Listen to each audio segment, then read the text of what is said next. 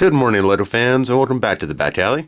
Today is a very special episode of Then and Now, because not only do I have a review, I have a 2 against 1 review, and there's a car show going on in the background, where citizens of Brickton have brought their hot rods and awesome rides of all sizes and shapes. First come, first serve, apparently.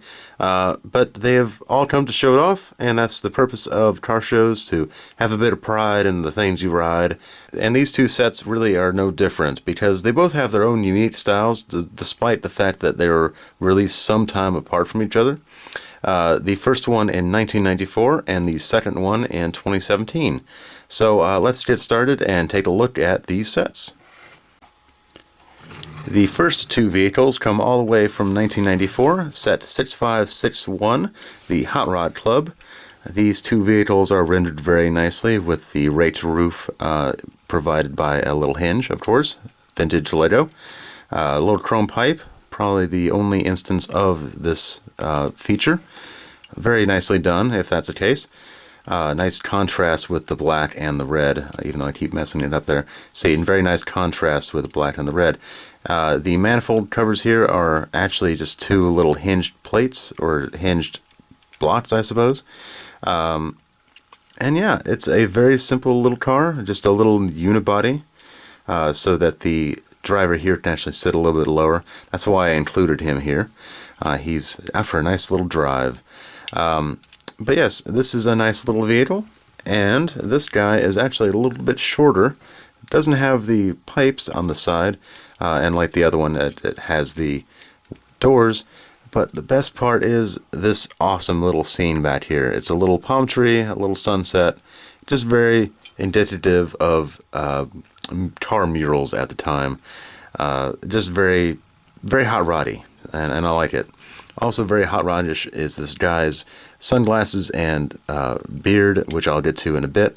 But yes, once again, this one's actually a couple bricks to make at the bottom, so saved a bit on making the unibody on that one. But yeah, these 2 are very, very awesome vehicles to add to any city, really. Got a bit of play value, not really that fragile. Except for the pipes on this one, of course, but I think that's kind of forgivable because it looks so cool. That really does look cool. So kind of a display piece and a play toy. So that's very, very interesting. This is certainly my father's favorite set. So I've been taking very good care of them in my Lego room and in my Lego city. Thankfully, he was gave me the permission to use them. So thanks, Dad. They're really awesome. So yeah, let's move on to the other vehicle. And the next vehicle comes from set 31072, the Extreme Engines 3-in-1 Crater series. There, say that 3 times fast. Basically, you could use the same parts in this vehicle to make 2 other vehicles, which is really kind of nifty, and I enjoy the versatility of said parts when used that way. Definitely a lot of parts here could be used elsewhere, and it definitely shows a lot of the creativity that can be used with a limited number of parts. But what I really enjoy about this, and why I kept it in this form, is because of this blue and yellow sort of swoosh going across the car. And I've been to a lot of car shows over the years, and I can tell you that there's a lot of paint jobs like that. So it's definitely nostalgic to just kind of see that mimicked in some way in Lego. Despite the fact that it's just rad, you know. I love that blower there too. That's just so cool. Yeah, this minifigure did not come with this one. I'm not really sure which minifigure came with him, to be honest, but he has since been in there ever since he got that awesome do. That just screams a hot rodder to me. Not to mention his awesome flannel. In fact, let me just take him out right now. So this guy, in all of his Superman-esque hairstyle, comes from the popcorn poly bag. I forget the number, but I'll put it up here. Basically, he came with a hat and was missing hair, and once I found this one, I knew that he had to go with a hot rod. That's all there was to it. Just like the styles of the Hot Rod Club, it just screams that cool guy. I mean, look at those glasses and the stubble and the bomber jacket. I mean, that's just so cool. Let's look at the other guy here. This is the other Hot Rod Club member. that leather jacket and the zippers, I'm sure that was very high tech in the time, and it still comes off as really, really just fun. You can definitely imagine him having a bunch of zippers there, and I liked his eyebrows. I'm not sure how many minifigures actually did that back in the day, but that's cool too. But yeah, so in terms of playability, I had to give both of these sets really high marks. Both really play well. The 3-in-1, of course, you get 3 different models, and if you don't like one, you have 2 others to try.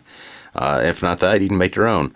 And also, the Hot Rod Club comes with a club, which is really cool. I might do a review on that a little later. This being kind of a side note to all of that. But yeah, both are really good, really fun to play with.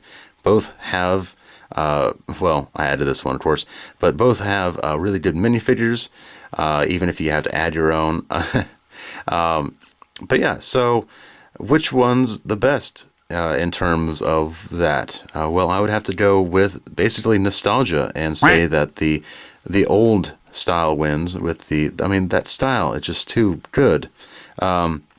With the side pipes and the generally multiple usage, you can customize even their cars if you wanted to. I might get into that in the other video. But yeah, so there you go. Finally, a win after a long losing streak for the old. And may you win yet in my massively long, potentially, series. Oh, foreshadowing.